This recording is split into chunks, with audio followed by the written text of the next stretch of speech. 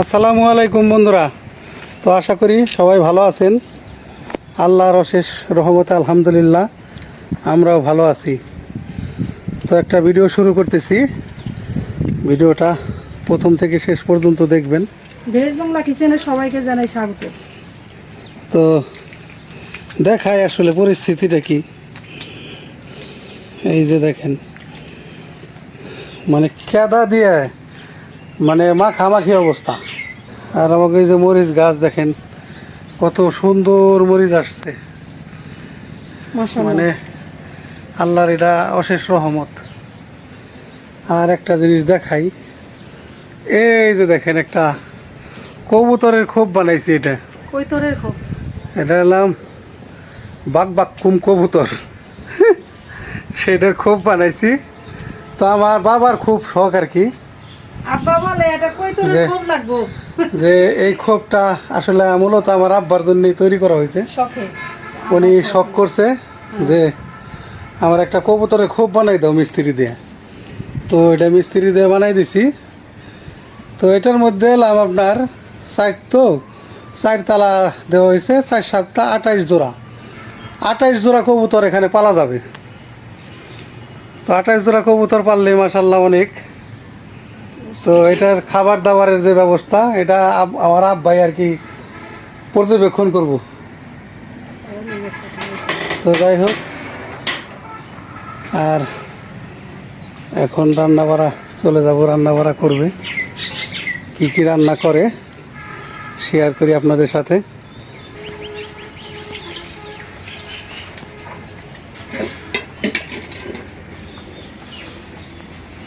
তো এই যে রান্নার সব গুছাই নিছি। এখানে আমাদের গাছের বেগুন আর আলু, বেগুন আলু দিছি। আর হলো এখানে হলো আমাদের গাছের ভেন্ডি, আর নিচে হলো শুটকি মাছ, চেলা শুটকি।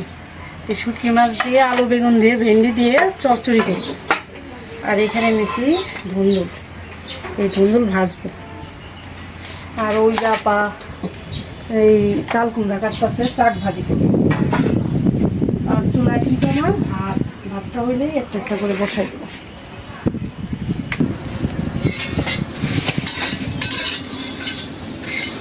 ভাত হয়ে গেছে, এখন হলো শুটকি মাছগুলি ভাইজা নিতেছি। কত সুন্দর অশোষা ছিল, যেরকম আনছি সেরকমই।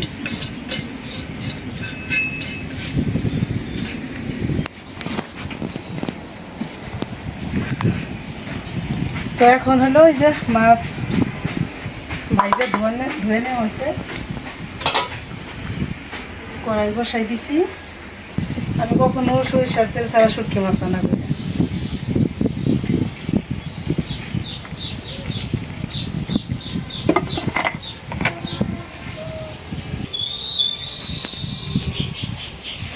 দিয়ে দিলাম জিরা, তেজপাতা, 2টা শুকনা মরিচ।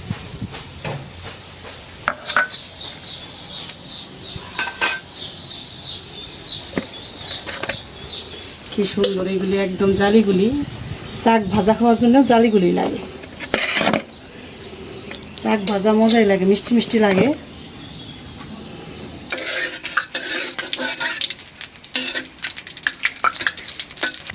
দিয়ে দিলাম পেঁয়াজ।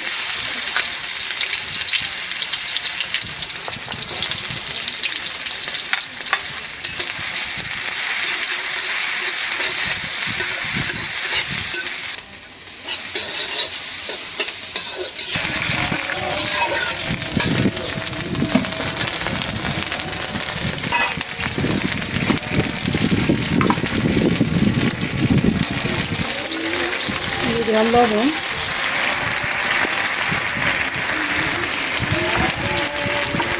আদা রসুন বাটা, হলুদের গুঁড়া, দিয়ে দিলাম মরিচের গুঁড়া,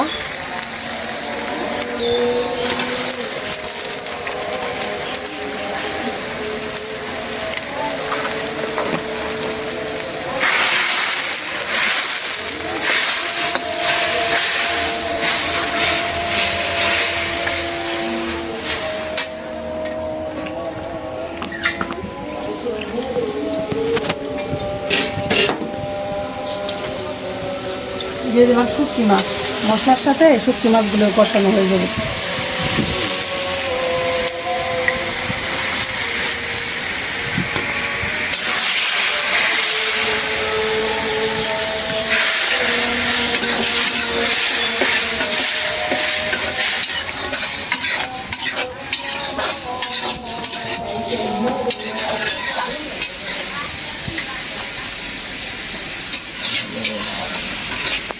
এই যে আমাদের গাছের, আমাদের নিজেদের লাগানো পুঁই শাক, কি সুন্দর হয়েছে দেখো। লকলকা। এই শাক দিয়ে যদি ধুন্দুল ভাজি করা যায় তাহলে অনেক ভালো লাগে। এই জন্য ভাত খাইয়ে আবার অন্তর জুড়াই যাবে আজকে। পরে ভাবলাম যে ধুন্দুল এবারে পুঁই শাক দিই। হয়েছে না কষানো? তেল উঠে গেছে।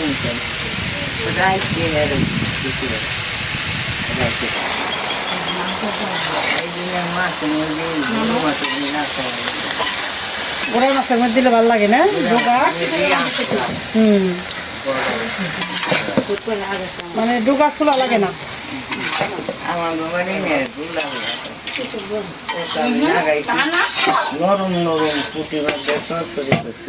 গোলালু গোলালু না বেলালু।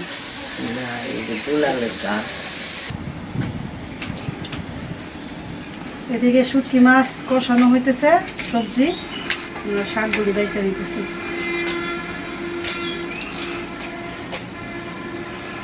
বৃষ্টি কি আবার আসবো নিগো খালা? তুমি অন্ধকারে গেল। অবশ্যই আসবো। রে মাঝি বাইয়া যাও রে, মাঝি বাইয়া যাও রে, অকল দরিয়ার মাঝে সুন্দর শোনা গেছে। বাবা গায়ে পারে না? আমি কারো গীত ধরার ভাই না, আমি কেমন তারা ধরার পারবো, পাবে নিমু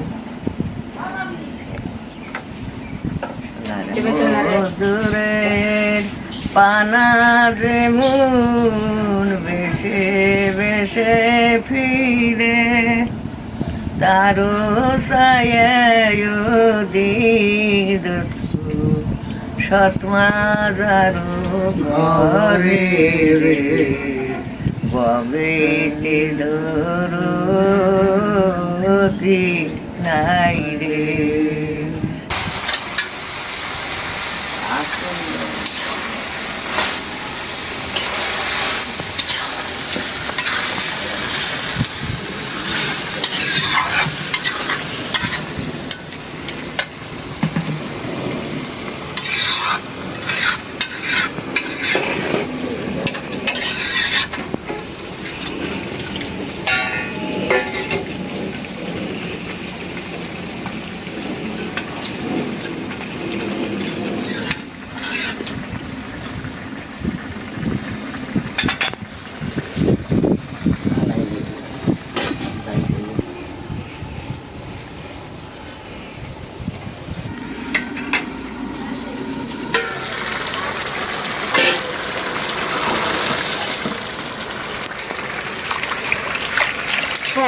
দুইটা ধোয়া দিছে, এখানে তিনটা ধোয়া, মানে বৃষ্টিতে তো একটু কাদা কাদা ছিটছে। ঠিক আছে, এই যে বিথির বাবা কিছু শাক শুটকি মাছে দিতে পারে। বিথির বাবা খুব পছন্দ শুটকি মাছ দিয়ে পুঁই শাক। ভাজিতেই দেবো নাকি এটাই দেবো বলো? দুটোটা বেঁচে দাও। আচ্ছা,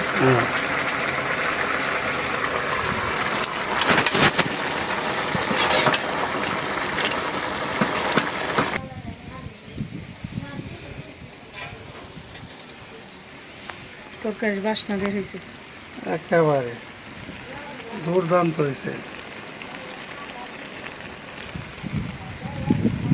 নামাইনি, হয়ে গেছে। এখন দুন্দুল দিয়ে শাক দিয়ে ভাজি করবো, তেল দিয়ে দিই।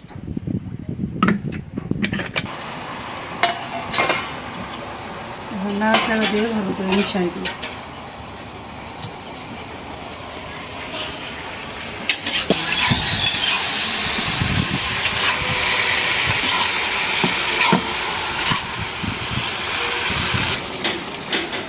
এখন আমি এই যে চাল কুমড়া মশলা দিয়ে মাখাই শাক ভাজা, কুমড়ার শাক ভাজা হলো স্পেশাল। আর কি এগুলি হলো কুমড়াগুলি আবার কি লাগে কচি।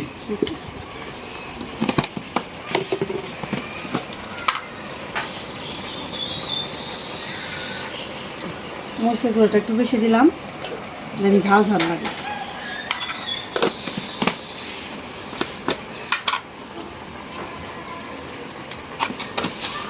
আদা রসুন বাটা একটু দিই, অল্প সামান্য একটু।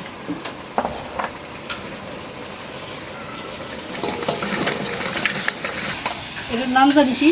চ্যাংমই। চ্যাংমই।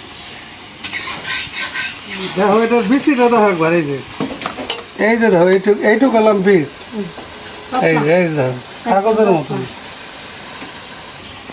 বিদেশি যাও হ্যাঁ, হুম, চ্যাংমই হলো আমাদের বাংলাদেশের না, বিদেশের আর কি। এখন চ্যাংমই, সব দেশে চ্যাংমই। পাওয়া যায়।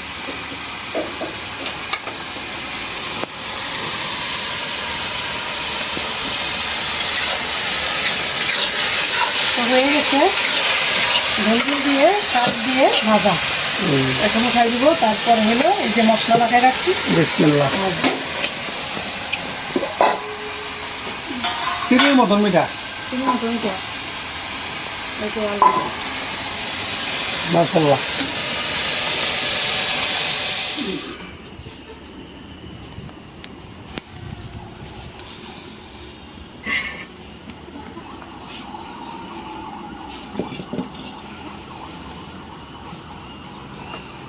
দিয়ে দেই, বিসমিল্লাহ।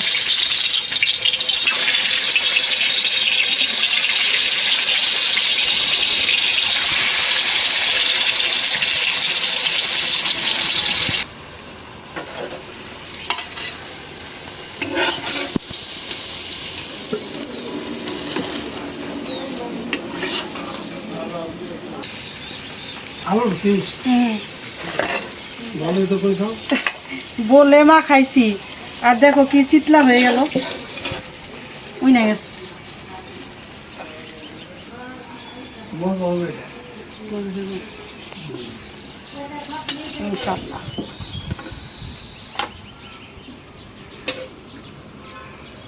তো বন্ধুরা হয়ে গেল রান্না করা, যতটুকু পারলাম আপনাদের সাথে শেয়ার করলাম, নাকি তো হুম,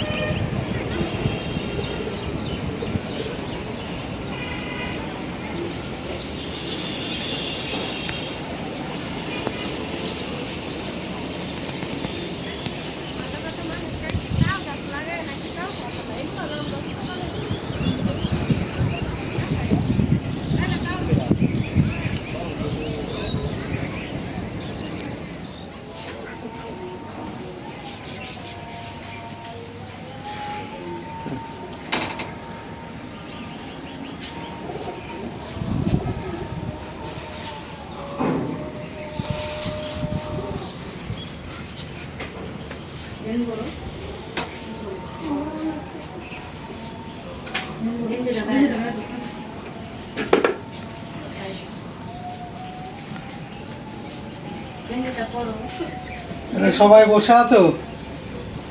বসে নিছি।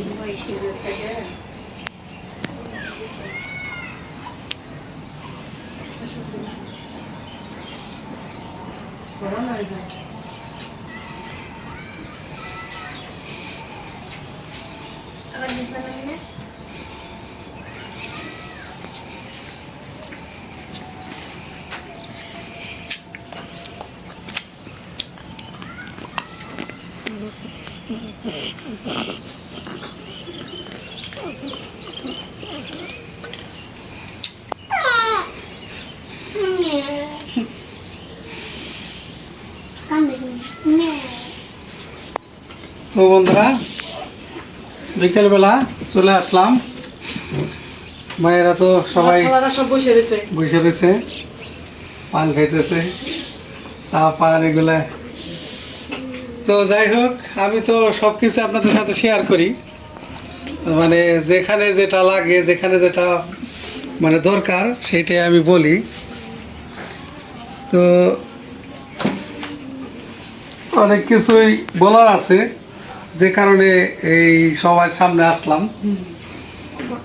আসলে বলার তো শেষ নাই, আর না বললে তো বুঝবে আর না বললেও আপনারা বুঝবেন না। আসলে এখন আমাদের এখানে মায়েরা 10 জন আছে। তো 10 জন আছে, আবার আমার এক ভাইরে রাখছি কাজের জন্য। এটা আমি এখনো পর্যন্ত কোনো ভিডিওর মধ্যে আমি বলি নাই। তারপরে যে আমার এক আপারে রাখছি, মানে কাজের জন্যেই, শুধু এই বৃদ্ধাশ্রমের কাজের জন্যেই, রান্না বান্নার কাজ আছে এগুলা। আর ভাইরে রাখছি আনুষাঙ্গিক যত কাজ আছে, অনেক এই সবগুলোই কাজ, মানে কাজের তো আসলে অভাব নাই। তো এখানে যদি কেউ সরজমিনে কেউ আসে, তাহলে সে বুঝতে পারবো যে কিরকম কাজ বা কত কাজ। কাজ আমি আসলে দেখে বা ধৈর্য বুঝাই দিতে পারবো না। আর আমরা 2 জন মানুষ তো আছি, মানে মোট আমরা এই যে 4 জন, আবার এই যে আমার খালারাও মাঝে মধ্যে অনেকেই কোটাকাটি করে আমাদের সাথে জড়িত, মানে হেল্প করে। সবজি অনেক কাজ, এই কাজগুলো আসলে যে বলে না যে 5 জনের খাবারও একা খাওয়া যায় না, আর 5 জনের কাজও একা করা যায় না। লোক লাগে। তো প্রথম দিকে আমরা নিজেরাই খুব কষ্ট করে করছি। তো এই যে এখন থেকে আর কি আমরা এই যে 2 মাস হয়েছে আর কি, হ্যাঁ 2 মাস যাবত ধরেন আমরা শুরু করছি আর কি, যে লোক ছাড়া আমাদের হচ্ছে না, আমরা আর কুড়াইতে পারতেছি না। তো এই ব্যাপারগুলো আপনাদের সাথে আর কি একটু শেয়ার করলাম, দেখাইলাম। দেখি বাড়ির কি অবস্থা বাইরে। বৃষ্টি তো হচ্ছেই, প্রতিদিনই মানে 2-1 ঘন্টা করে বৃষ্টি হয়। এই মানে ক্ষেতের পানি শুকিয়ে যায়, আবার পানি বাইতে যায়, এই পরিস্থিতির ভাবে চলতেছে আর কি। প্রথম দিকে অনেক খরা ছিল, হ্যাঁ মানে আমরা মানে প্রথমে ভয় পেয়ে গেছি যে ওর বাপরে এত তাপমাত্রা আমরা কেমনে থাকবো। যারা বৃষ্টি শুরু হইলো, কিন্তু এই যে আল্লাহর অশেষ রহমত একটা, তো এটা আল্লাহরই অশেষ রহমত, এত ঠান্ডা পরিবেশ আল্লাহ দিছে, তারপর আমরা এখানে সবসময় ক্লিন করে রাখি, একদম পরিষ্কার। হ্যাঁ, জানিকে যারাই আসে দেখে মন করে এই যায়। বৃষ্টির দিনেও আপনারা যদি দেখেন, মানে বলতে পারবেন না যে এটা অপরিষ্কার। হ্যাঁ, আমাদের ঘর দোর সব একদম ক্লিন। তো যাই হোক, এগুলা ক্লিন তো আর এমনি হয় না, লোক দরকার। তো দেখি ওইদিকে যায় আমাদের পুকুর পাড়ের সাইডে কি অবস্থায় আছে দেখি। তো মালটা এই যে এই গাছে 2টা মালটা ছিল, একটা মালটা ওই যে আমার নাতিন খাইয়ে ফেলছে। খুব একদিনকে খুব বায়না ধরছে যে এটা আমার ছিঁড়ে দাও, পরে আমাকে এখনো তো খাইতে পারবে না। পরে 2-3 বার মুখে দিছে, দিয়ে সেরা কয় ভালো না ভালো না, চুকা চুকা।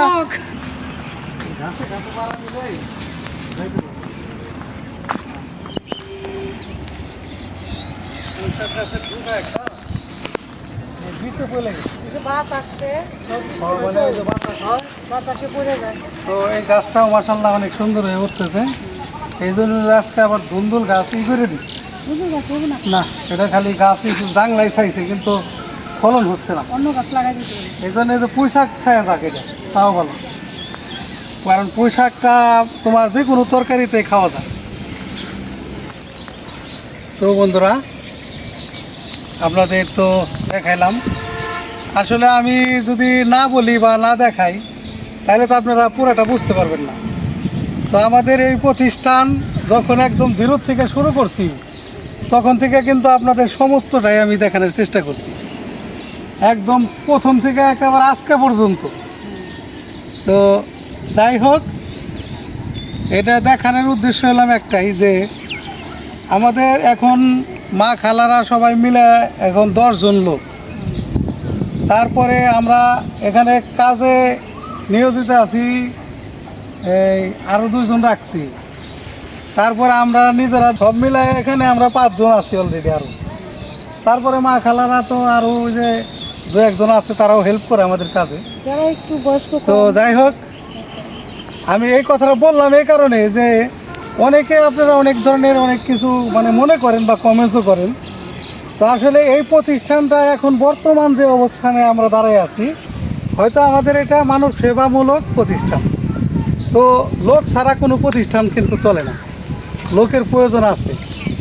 আর আমরা তো একেবারে নিষ্ঠার সাথে মানে শ্রম দিতেছি এখানে। দূর থেকে তো আমাদের এখানে বর্তমানে যে অবস্থানে আমরা আছি, এই 10 জন মা খালা বা যারা যে কর্মরত আছে সবাই নিয়ে আমাদের প্রায় 1,20,000 টাকা 30,000 টাকা খরচ আছে চোখ বুঝে। মানে যদি বেশি হয়, মানে কম আমি এটা বললাম না, বেশি হয়, কারণ সব ধরনের দেখা গেছে জিনিসপত্র প্রয়োজন। কারো দেখা গেছে কেউ একটু পান খায়, কেউ একটু চা খায়, কেউ একটু নাস্তা খায়, বিস্কিট খায়, চানাচুর খায়, চিড়া মুড়ি লাগে, নানান কিছু, এগুলো তো আছেই। তারপরে ওষুধ পানিরও একটা ব্যাপার আছে। দেখা গেছে একজনের যদি মাসে 2-3 হাজার টাকার ওষুধ লাগে, এমন লোক আছে 2,000 টাকা ওষুধ লাগে মাসে। গড় দিল তো তো ওইভাবে হিসাব করতে গেলে দেখা যায় 20,000 টাকার ওষুধ আমার অলরেডি লাগে, এখনই লাগে।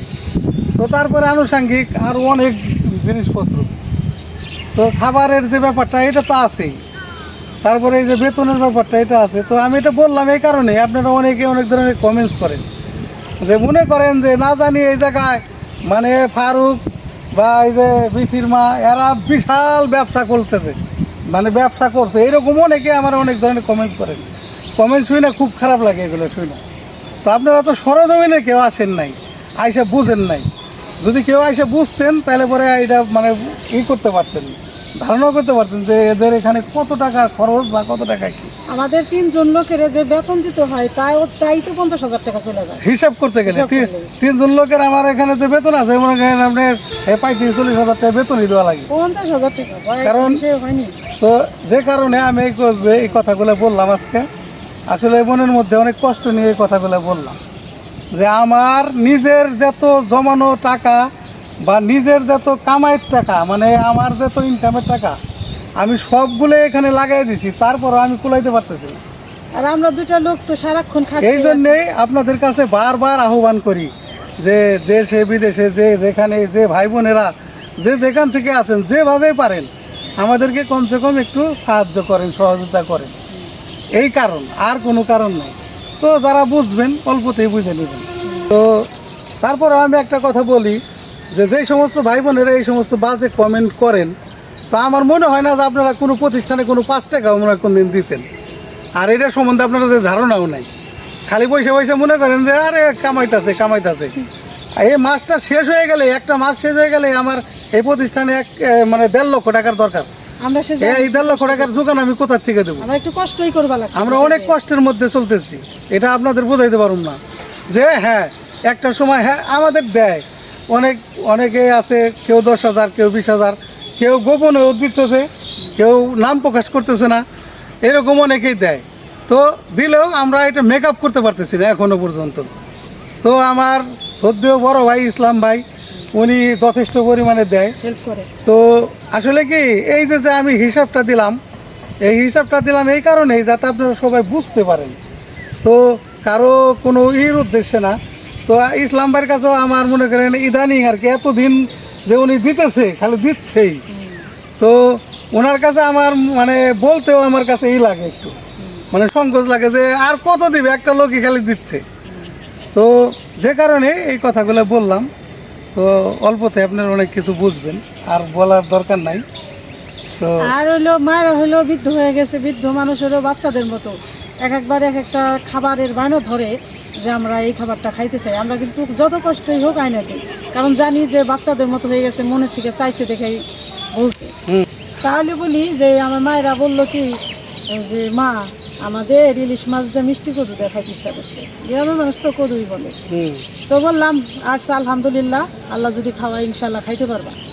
তাহলে বুঝেন যে আমরা কিন্তু মানা করতে পারবো না যে আমাদের এই 20 জন মানুষের জন্য ইলিশ মাছ আনতে গেলে কত খরচ।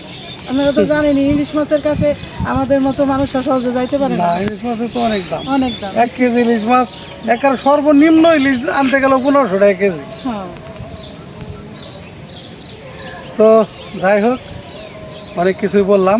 আর যদি ভুল কিছু করে থাকি কেউ, তাহলে ক্ষমার দৃষ্টিতে আমার দেখবেন। দৃষ্টি দেখবেন, আর আমাদের পাশে থাকবেন। আমাদের পাশে থাকবেন। আসলে সবাই তো বলে না, 10 জন ভালো বললে 2 জন আবার মনে করেন এমন করে বলে, মানে তারা খুব হ্যাঁ, ছোট কথা বলে। মনে আঘাত দেয় বলে আর কি। হ্যাঁ, তো বন্ধুরা, আমরা তো বললাম মানে সবাই কিন্তু খারাপ কমেন্ট করে না, 10 জন ভালো করে, আবার 2 জন খারাপ কমেন্ট করে।